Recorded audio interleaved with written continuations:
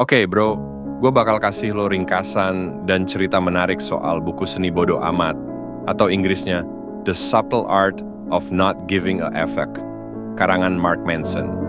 Ini bukan buku self-help biasa yang bikin lo ngawang-ngawang, tapi lebih kayak panduan buat lo ngehadapin hidup dengan cara yang lebih real, tanpa terlalu peduli sama hal-hal yang nggak penting.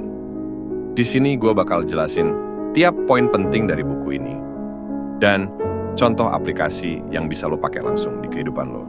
Ini buku ringan tapi powerful bro, jadi simak sampai habis. Langsung aja. 1. Lo cuman punya jatah efek yang terbatas. Mark Manson mulai buku ini dengan ngingetin kalau lo nggak bisa peduli sama semua hal. Lo punya limited energy buat peduli, jadi lo harus milih dengan bijak hal-hal yang layak lo kasih perhatian.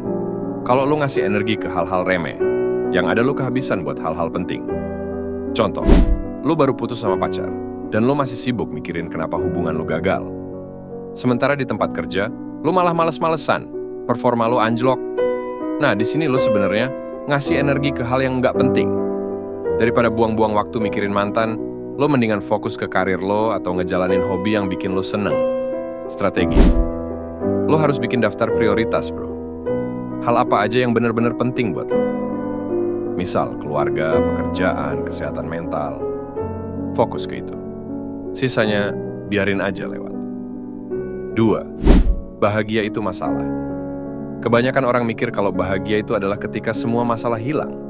Tapi menurut Mark, hidup itu justru penuh masalah.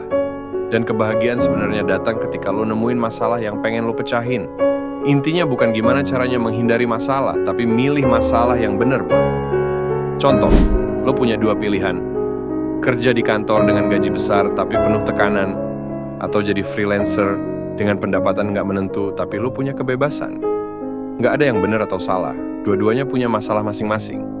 Lo harus milih mana masalah yang siap lo hadapin. Strategi. Tanya diri lo sendiri, masalah apa yang bikin gue mau repot-repot nyari solusinya? Dengan begitu, lo bakal lebih ikhlas ngejalanin hidup lo. 3. Tanggung jawab. Itu segalanya. Di bab ini, Mark Manson ngingetin kalau lo harus bertanggung jawab atas hidup lo. Apapun yang terjadi, meski bukan salah lo tetap bertanggung jawab gimana lo bereaksi. Misal, lo diputusin pacar lo tanpa alasan jelas, lo nggak bisa nyalahin dia terus. Lo tetap harus ngurus diri lo dan move on. Contoh, lo kena PHK mendadak. Jelas, ini bukan kesalahan lo. Tapi lo tetap bertanggung jawab atas langkah selanjutnya. Lo bisa terus ngeluh atau lo bisa bangkit, belajar skill baru, dan cari peluang lain. Strategi. Daripada nyari kambing hitam buat apapun yang salah dalam hidup lo, coba tanya ke diri lo sendiri. Apa yang bisa gue lakuin buat memperbaiki ini? 4. Lo bukan orang yang spesial. Buku ini ngebantah ide kalau lo itu orang spesial. Justru, banyak orang yang ngerasa spesial malah jadi stres. Karena mereka ngerasa nggak dapat apa yang pantas buat mereka. Mark bilang, berhentilah ngerasa jadi orang yang paling penting. Ini bakal ngebebasin lo dari beban yang lo buat sendiri. Contoh, lo ngerasa kerja keras banget di kantor, dan lo ngerasa lo harusnya dapat promosi. Tapi ternyata nggak dapat. Lo marah, ngerasa nggak dihargai. Padahal, bisa aja lo belum saatnya atau ada orang lain yang lebih layak. Dengan nggak ngerasa spesial, lo bakal lebih legowo dan tetap bisa perform maksimal tanpa nyalahin keadaan. Strategi.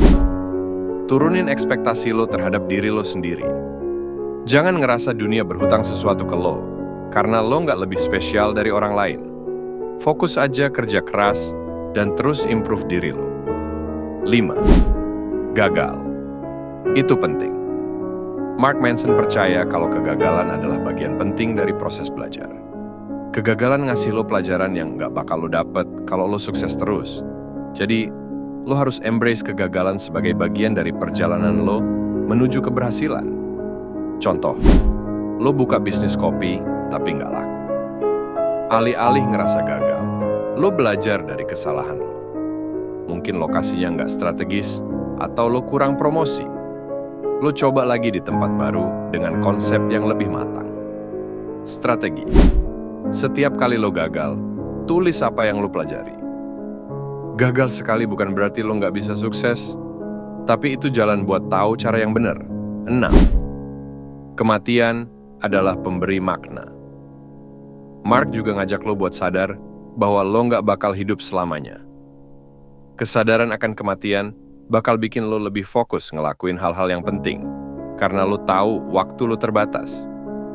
Contoh, lo bisa terus-menerus nyari validasi dari sosial media, atau lo bisa fokus bangun hubungan nyata sama orang-orang yang lo sayang. Ketika lo sadar hidup lo ada batasnya, lo bakal lebih milih buat ngabisin waktu sama keluarga daripada scroll IG tanpa tujuan. Strategi. Lo nggak bakal hidup selamanya, bro. Jadi, pikirin apa yang pengen lo capai dalam hidup ini dan jalanin sebelum waktu lo habis. Kesimpulan, buku ini ngajarin lo buat nggak terlalu peduli sama hal-hal yang nggak penting dan fokus ke apa yang benar-benar bikin hidup lo berarti. Daripada ngabisin energi buat hal remeh, lo harus milih masalah yang layak lo hadapin, tanggung jawab penuh atas hidup lo, dan sadar kalau gagal itu bukan akhir dari segalanya. Intinya, seni bodo amat bukan berarti lo nggak peduli sama apapun. Sebaliknya, lo belajar buat ngasih perhatian cuma ke hal-hal yang beneran penting buat hidup lo. Salam pria dominan.